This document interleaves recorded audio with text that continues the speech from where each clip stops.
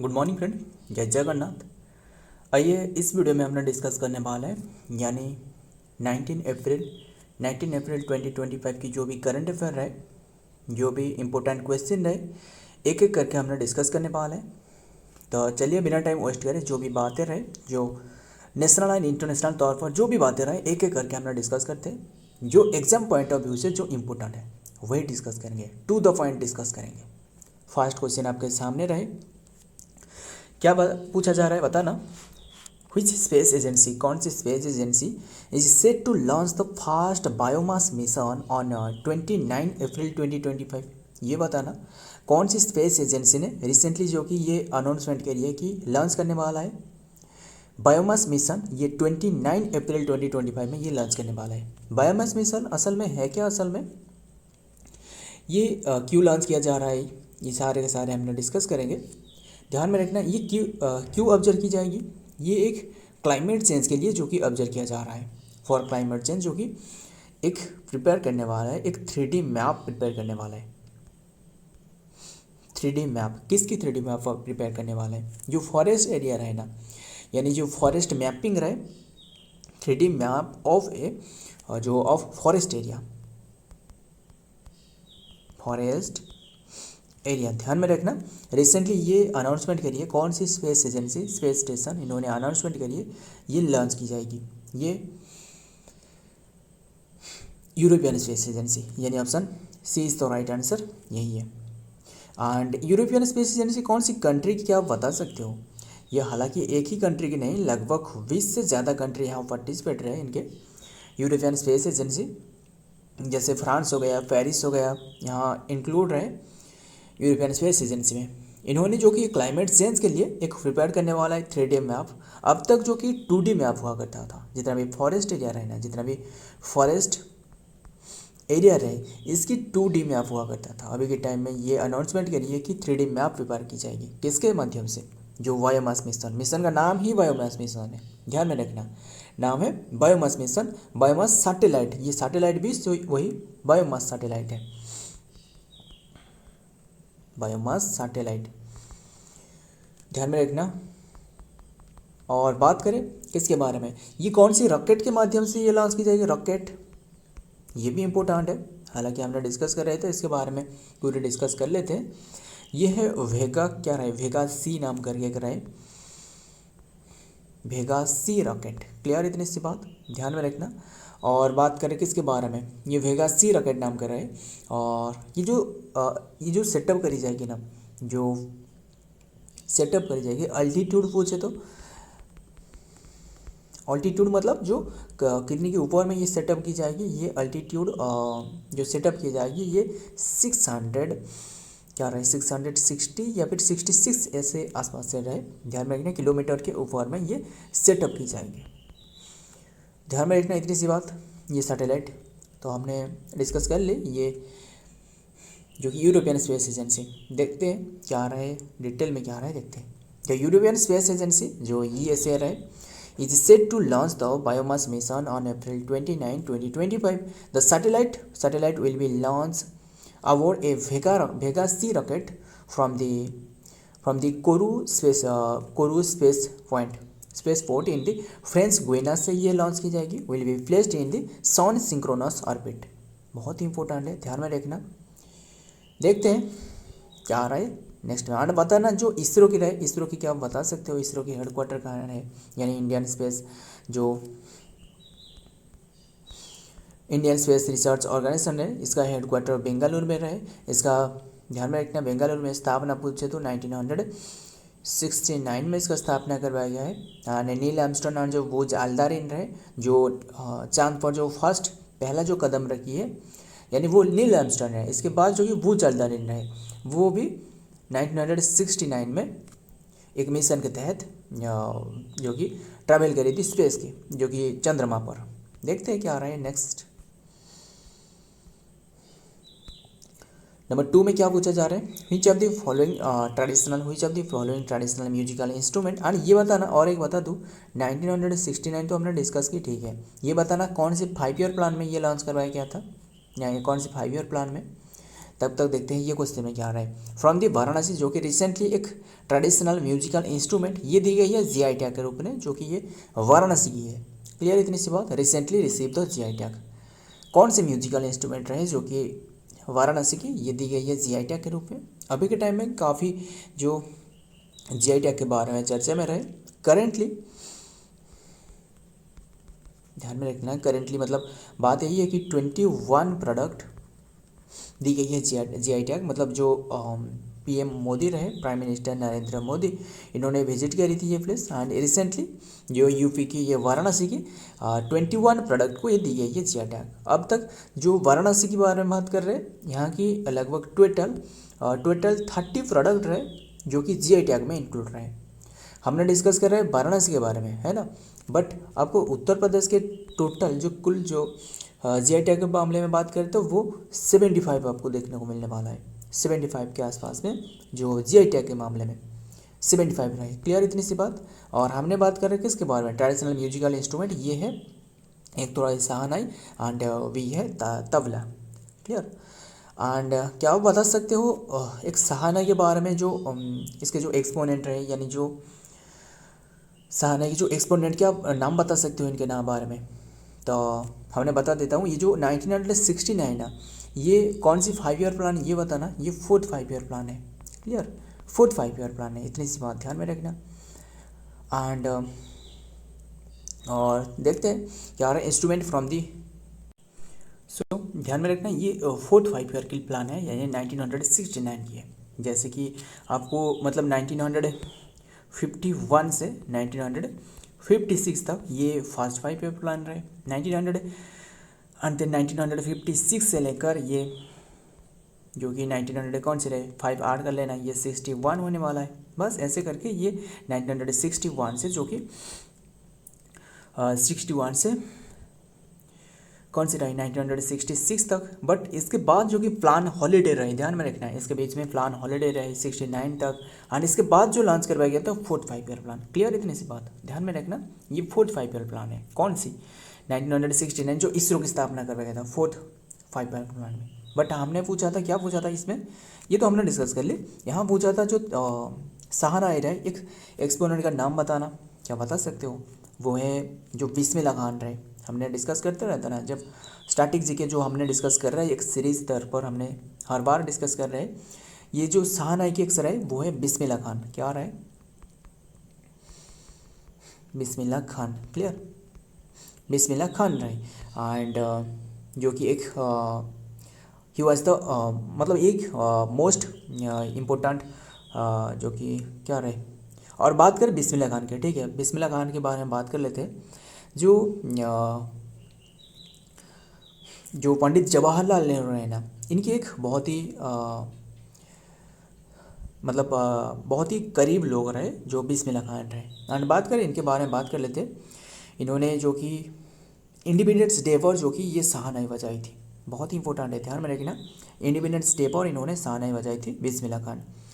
And उन्हें भी पद्मश्री मिली है, पद्म विभूषण मिली है। और क्या बता देता हूँ आपको, सबसे जो इम्पोर्टेंट यही है कि इन्हें भारत रत्न मिली है। कौन सी ईयर में बता सकते हो। इन्हें संगीत नाटक अकेडमी मिली है, किससे, बिस्मिल्लाह खान को। 1900 संगीत नाटक अकेडमी 1956 में मिली है। क्लियर, संगीत नाटक अकेडमी। इसके बाद 1961 में पद्म भूषण मिली है, पद्म भूषण जो भी बताया जा रहा है ध्यान में सुनना, बहुत इंपॉर्टेंट है। 61 में पद्म भूषण। इसके बाद पद्म विभूषण पूछे तो सॉरी, ये 61 में पद्मश्री मिली है, Padmashri. And then 1960 and then 67 add करना, कैसे होने वाला है 67 एंड देन 68 होने वाला है। यस, 68 में जो मिली है ये पद्म जो विभूषण है, पद्म विभूषण। और इसके बाद बात करें जो पद्म भूषण मिली ये है 1980 में पद्म भूषण। क्लियर इतनी सी बात ध्यान में रखना सारे के सारे। और सबसे जो इम्पोर्टेंट ये है कि 2001 में इन्हें भारत रत्न मिली है। क्लियर, जो MS सुब्बुलक्ष्मी में रहे वो फास्ट है, ध्यान में रखना। और ये तो सारे के सारे डिस्क। और तबला, क्या तबला जो प्लेयर है इसका नाम बता सकते हो। जैसे अल्लाह रखा हो गया, और क्या रहे, उस्ताद जाकिर हुसैन हो गया, बहुत ही इंपॉर्टेंट प्लेयर है जो जाकिर हुसैन रहे। सो ध्यान में रखना सारे के सारे। और पंडित किसान या किसान महाराज हो गया, ऐसे कई सारे रहे। देखते हैं, तो हमने सारे के सारे डिस्कस कर लिए। पहले डिटेल में क्या आ रहा है हमने देखते हैं क्या रहे। द रिसेंट, ध्यान में रखना, the recent conferment of the geographical indication tag GI tag के मामले में, जो कि the Banaras shehnai is a landmark recognition of the India's and the rich intangible cultural heritage में ये शामिल रहे, ध्यान में रखना। And known the world wide through the उस्ताद बिस्मिल्लाह खान, ध्यान में रखना। ये तो देख रहे हो ना, उस्ताद बिस्मिल्लाह खान जो कि कौन रहे, शानाई प्लेयर रहे। और म्यूजिकल इंस्ट्रूमेंट और ट्रेडिशनल विंड इंस्ट्रूमेंट, ये कि विंड इंस्ट्रूमेंट है, ध्यान में रखना। Wind instrument and with sacred and the ceremonial significance में ये प्ले की जाती है। क्लियर, इतनी सी बात। वाराणसी जो उत्तर प्रदेश की है, तो साथ के साथ तो डिस्कस कर ले। एंड कल्चरल वैल्यू जो प्ले टेम्पल में बजाई जाती है, एंड वेडिंग में, and on Ghats and classical performance में ये यूज की जाती है। क्लियर, इतनी सी बात।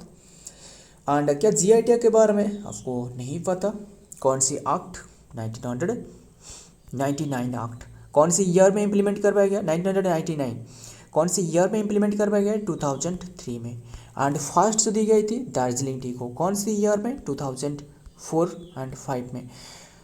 दार्जिलिंग टी कौन सी प्लेस की है? वेस्ट बंगाल की है। क्लियर, इतनी सी बात।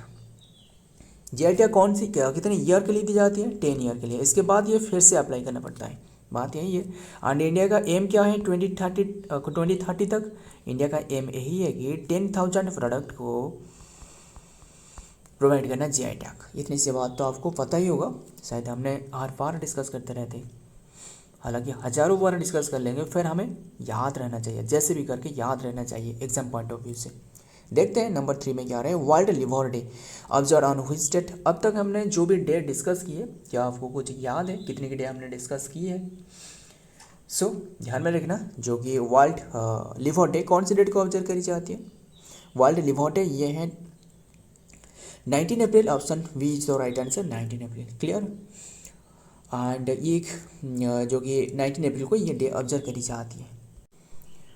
सो ध्यान में रखना, ये जो कि 19 अप्रैल को ऑब्जर्व करी जाती है, यानी जो आज की डेट है 19 अप्रैल, इस डेट को ऑब्जर्व किया जा रहा है। मतलब कौन सी day? World liver day. Liver day, study of liver क्या कहा जाता है? हेपेटोलॉजी। इतनी सी बात आपको तो शायद पता ही होगा, हेपेटोलॉजी कहा जाता है। क्लियर, इतनी सी बात। एंड अब तक जो भी डे, और इसके जो थीम रहे ना, क्या थीम बता सकते हो? इसका थीम जो रहे ना, ये वर्ल्ड लिवर डे की, सॉरी, वर्ल्ड लिवर डे की जो थीम रहे, ये है food is the medicine. Yes, food is the medicine. ध्यान में रखना, ये क्या है? फूड इज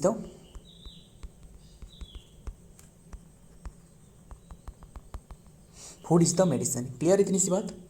हालांकि ये सही बात है, फूड इज द मेडिसिन। मतलब जो क्या करना चाहिए, मतलब जो लिवर के जो कि लिवर का केयर के लिए, इसे आपको क्या करना चाहिए? अच्छी फूड, अच्छी क्वालिटी की फूड चाहिए, यानी बैलेंस डाइट। ऐसे ये सबसे इम्पोर्टेंट है, सबसे महत्वपूर्ण यही है कि बैलेंस डाइट।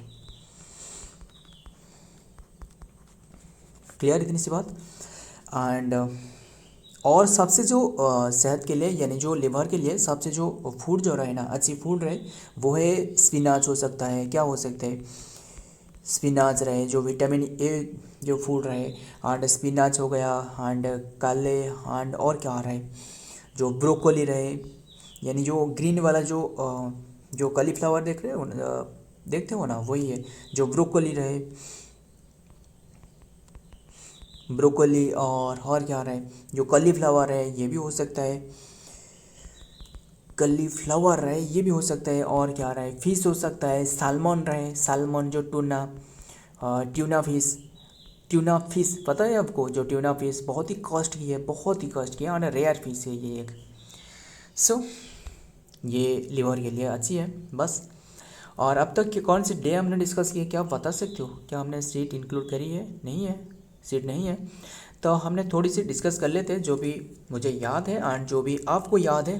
क्या आपको कितने की याद है ये बताना। वर्ल्ड लिवर डे ये तो हमने डिस्कस किया 19 अप्रैल, ये तो सही बात है, ठीक है। इसके भी थीम भी हमने डिस्कस कर ली, क्या है, food is the medicine, clear. But हमने डिस्कस कर रहे हैं 1 अप्रैल को कौन से डे ऑब्जर्व करी, क्या बता सकते हो। 1 अप्रैल को ये ब्लाइंडनेस डे के रूप में, ये तो अप्रैल फुल डे इतना इंपॉर्टेंट नहीं है, बट वर्ल्ड जो prevention of blindness day, blind, clear, इतनी सी बात। एंड 1 अप्रैल को उड़ीसा डे के रूप में भी ऑब्जर्व करी जाती है। और क्या आ रहा है, 2 अप्रैल को वर्ल्ड ऑटिज्म अवेयरनेस डे, और क्या आ रहा है, एंड हेल्थ डे बताना, कौन सी डेट, 7 अप्रैल वर्ल्ड हेल्थ डे, यानी WHO की जो स्थापना रहे, ये WHO स्थापना 1948, हेडक्वार्टर जेनेवा स्विट्जरलैंड में रहे, टेड्रस अडानोम घेब्रेयेसस की रहे। और क्या आ रहा है, जेनेवा स्विट्जरलैंड, तो हमने डिस्कस किया। और वर्ल्ड होम्योपैथी डे ये बताना, world homeopathy day, WH day कौन सी डेट को ऑब्जर्व करी जाती है। वर्ल्ड होम्योपैथी डे ये 10 अप्रैल को ऑब्जर्व करी जाती है, क्लियर, इतनी सी बात। 10 अप्रैल है, 16 मत समझना, ध्यान में सुनना, जो भी बताया जा रहा है ध्यान में सुनना, बस क्या लिखा जा रहा है इसमें ज़्यादा फोकस मत करना, जो बताया जा रहा है ध्यान में सुनना। ये तो हमने डिस्कस करी। और नेशनल, और क्या आ रहा है इंपॉर्टेंट, BR अम्बेडकर की जो बर्थडे हमने डिस्कस करती है 14 अप्रैल में, ध्यान में रखना है। 6 दिसंबर महापरिनिर्वाण डे, ये तो आपको पता ही होगा। एंड और क्या रहे, वर्ल्ड लिवर डे डिस्कस किया। एंड जो कल रहे, यानी जो 18 अप्रैल, यस 18 अप्रैल को पूछे तो ये कौन सी डेट है, वर्ल्ड हेरिटेज डे, ध्यान में रखना, वर्ल्ड हेरिटेज डे। और कौन सी हमने डेट डिस्कस की, बस इतनी सी डिस्कस करते हैं। जब नेक्स्ट हमने डिस्कस, एंड पंचायती राज दिवस जो डिस्कस किया जाएगा ये 24 अप्रैल में, क्लियर, इतनी सी बात, पंचायती राज दिवस। सो मलेरिया डे बताना इसके बाद, यानी 25 अप्रैल में मलेरिया डे, पंचायती राज आपको ऐसे याद रखना है। पंचायती राज मतलब पंचायत कैसे बनता है, जब मच्छर है वो इकट्ठा होने से वो एक मतलब पंचायत बना लेती है, कैसे भी करके याद रखना, पंचायत डे रहे। मलेरिया कौन सी मलेरिया, जो फीमेल एनोफिलिस रहे, वो तो आपको पता ही है। देखते हैं next, number 4, who has become the chairman of the 23rd law commission, किसने 23rd लॉ कमीशन बने हैं, ये किसने बने हैं, Dinesh Maheshwari, yes option B is the right answer, यही सही आंसर है। देखते, एंड VR जो गवाही रहे, क्या इनके बारे में बता सकते हो, ये बनने वाला है 52nd वाला जो chief justice of India, clear. 51 कौन रहे, संजीव खन्ना रहे। 50 कौन रहे, कल ही हमने डिस्कस की थी इसके बारे में, क्या बता सकते हो, DY चंद्रचूड़ रहे। सबसे ज़्यादा कार्यकाल किसके रहे, YV चंद्रचूड़ रहे, क्या रहे, YV चंद्रचूड़, कौन है वो, इनकी फादर है, पिता है, ध्यान में रखना। सो और क्या बात करें, इतने से तो हमने डिस्कस कर ली। देखते हैं पहले डिटेल में क्या बताया गया है। फॉर्मर सुप्रीम कोर्ट जजेस जो Dinesh Maheshwari has been appointed as the chairperson of the 23rd law commission के रूप में अपॉइंटमेंट करवाया गया है। Minister of law and justice announced on Tuesday में ये अनाउंसमेंट करी है, ध्यान में रखना।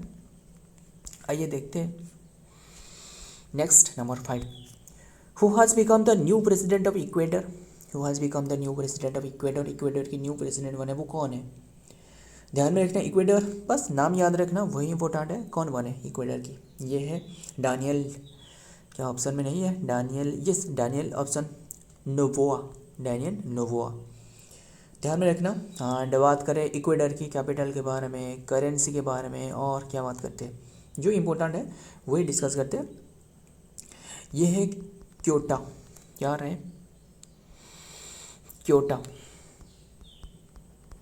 क्लियर। एंड क्योटा जो कि इसका कैपिटल है, एंड इसका करेंसी क्या रहा है, करेंसी डॉलर रहे, एंड जो कि क्योटा डॉलर रहे, एंड और क्या रहे, जो इक्वेडर डॉलर रहे। और इसके प्रेसिडेंट तो हमने डिस्कस करी, हालांकि ये रीअपॉइंटमेंट करवाया गया है। प्रेसिडेंट कौन रहे, डानियल नोबोआ रहे, क्लियर। आइए देखते हैं क्या आ रहे हैं। The current president of Ecuador is Daniel Noboa, current president of Ecuador रहे वो है Daniel Noboa, who was first elected as the 2023 elected in 2023 and re-elected in 2025, having having when sworn as the 23rd, जो कि as 23 as में ये बने हैं। बस ध्यान में रखना, नाम याद रखना।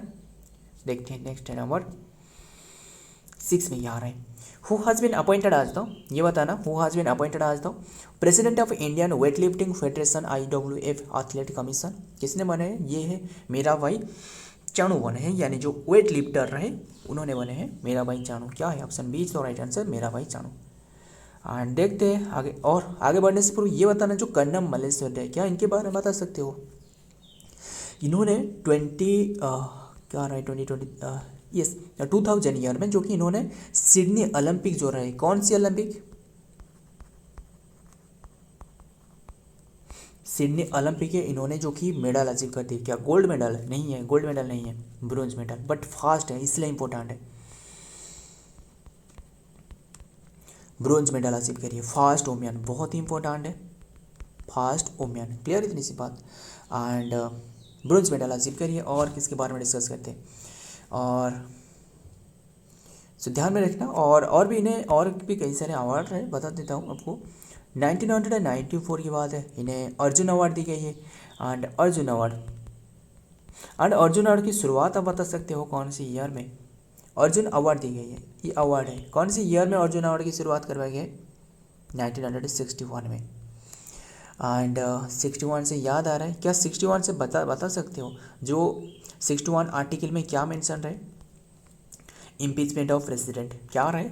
इम्पीचमेंट ऑफ प्रेसिडेंट, क्लियर इतनी सी बात। देखते हैं, टोक्यो ओलंपिक सिल्वर मेडलिस्ट जो कि Mirabai Chanu was on the Tuesday elected as the chairperson of the Indian weightlifting federation IWF and athlete of the commission on the Chanu describe her appointment as the opportunity of the uphold and. बस ध्यान में रखना, नाम याद रखना। आइए देखते हैं नेक्स्ट क्या रहा है नंबर 7 में, what is the theme of the world haemophilia day 2025? Theme क्या रहा है हेमोफीलिया डे? हेमोफीलिया क्या है? ये कि ब्लड डिजॉर्डर है, ब्लड डिजॉर्डर मतलब जो ब्लड की जो थक्कर है ना, ये नहीं बनती है। मतलब आपके जब कोई चोट लग गया कैसे भी, जो ब्लड बहते जा रहा है जो कि बंद होने की ये स्टॉप होने से जो कि नाम ही नहीं ले रहा है, ऐसे ये इसे कहा जाता है जो कि हीमोफीलिया है, क्लियर। एंड बात करें, ये आंसर बता देता हूँ, ये है इसका जो थीम रहे ना, ये access for all women and girl blade to. Option D is the right answer, access for all women and girl blade to, ये option D is the right answer, यही है, क्लियर, इसका थीम है। And सारे day तो हमने discuss करी, world haemophilia day. And ये बताना, वर्ल्ड हेमोफीलिया डे कौन से डे को ऑब्जर्व करी जाती है?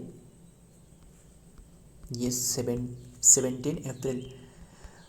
हालांकि हमने जो सारे के सारे डे हमने जो सीट जो कल या फिर परसों जो हमने इंक्लूड करी थी वहाँ हमने डिस्कस की थी, आपको पता ही होगा, सारे के सारे डिस्कस किए हमने। एंड और क्या रहा है? और 17 ये तो हमने डिस्कस करी। BR अम्बेडकर की बात है, ये तो 14 अप्रैल रहे। और यह बात हो सकता है, और जो इम्पोर्टेंट हो सकता है, वर्ल्ड हेल्थ डे हमने डिस्कस करी क्या?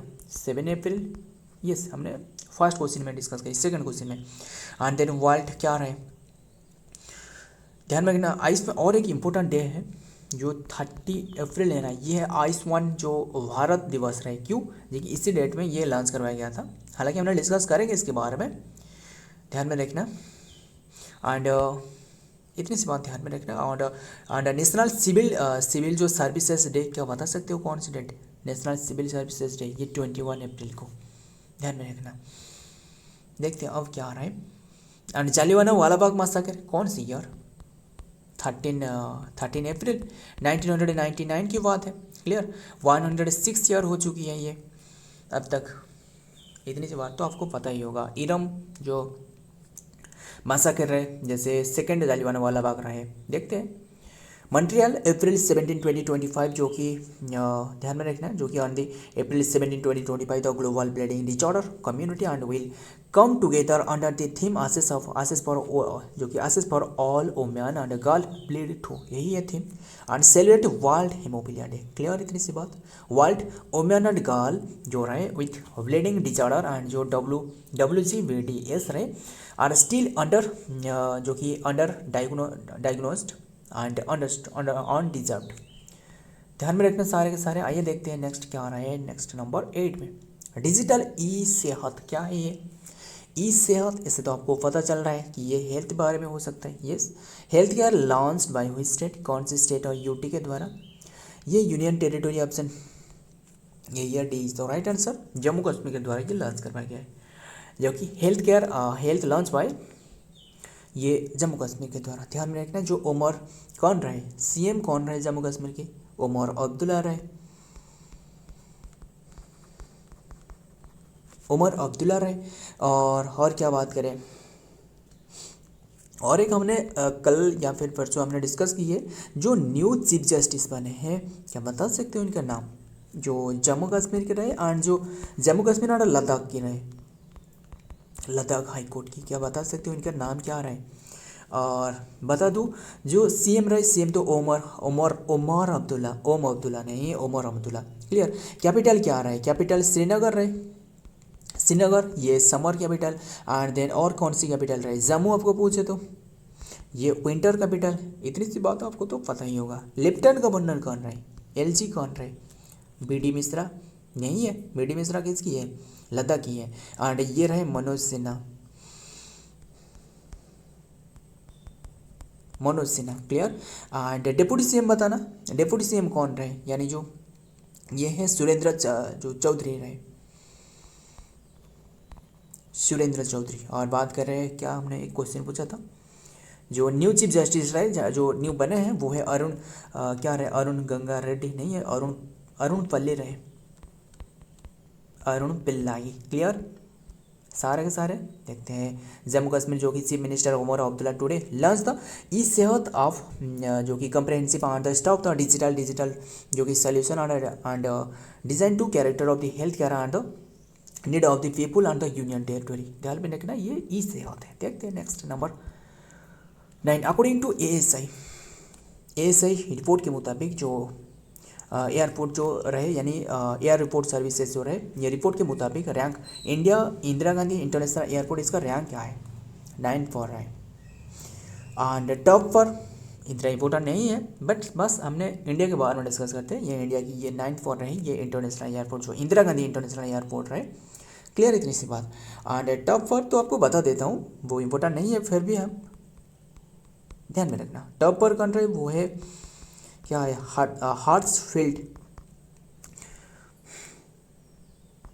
हार्ट्सफील्ड नाम करके जो हार्ट्सफील्ड जो कि क्या रहे?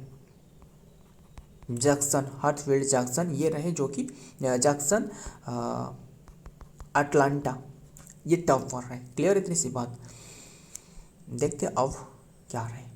यही है इंदिरा गांधी इंटरनेशनल एयरपोर्ट, जो कि ये 9th पर रहे और सबसे बिगेस्ट एयरपोर्ट के मामले में। क्लियर। हैंडलिंग 77 मिलियन पैसेंजर इन 2024 में। देखते हैं नंबर 10, आज की लास्ट क्वेश्चन। ये बताना फर्स्ट जो कि बैंक जो बने हैं, जो कि एटीएम कार्ड इंस्टॉल करिए, एटीएम इंस्टॉल करिए ट्रेन में। बहुत ही इंपॉर्टेंट है। ये कौन सी बैंक बने? Bank of Maharashtra. बस ध्यान में रखना इतनी सी बात। एंड बात करें यही ध्यान में रखना। एंड ये इंस्टॉल कर पाएंगे बैंक ऑफ महाराष्ट्र के द्वारा। एंड कौन सी ट्रेन में? मुंबई टू जो कौन सी रहे, मुंबई जो एक्सप्रेस रहे, मुंबई टू मनमद, मुंबई टू मनमद एक जो मनमद पंचवटी एक्सप्रेस रहे, वहाँ जो ज्वाइन करना है, ये ट्रेन में इंस्टॉल करवाए गए हैं। एटीएम का फुल फॉर्म क्या है?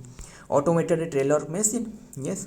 एंड इससे फर्स्ट टाइम एटीएम का इन्वेंटर कौन है? क्या बता सकते हो? इनका नाम बता सकते हो? ये है